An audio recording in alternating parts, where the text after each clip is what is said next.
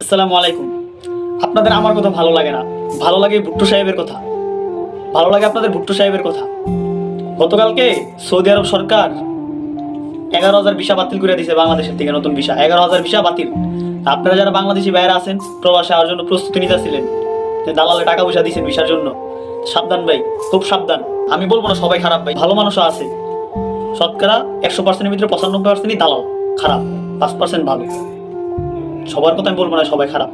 এখন আপনারা যারা আসতে চান খুবই সাবধানতার সাথে আইসেন। গতকালকে প্রায় 11,000 ভিসা বাতিল, 11,000 ভিসা বাতিল, বুঝতে পারতেছেন?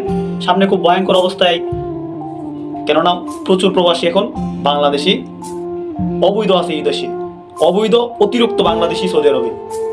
আরো অন্য অন্য দেশের আছে, নেপালি, পাকিস্তানি, ইন্ডিয়ান আছে, কিন্তু খুবই কম, সীমিত।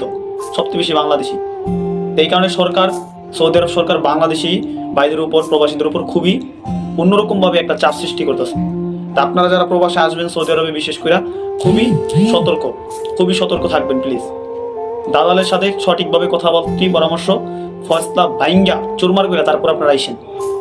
ইকামা, ইন্স্যুরেন্স সবকিছু ঠিকঠাক যদি দেয়, ঠিক আছে, তারপর আপনারা আইসেন। পুরো টাকা পেমেন্ট না করে 50% টাকা পেমেন্ট করে তারপর এইদিকে আইসা 50% টাকা যদি দেওয়া হয়, তারপর আপনারা আইসেন।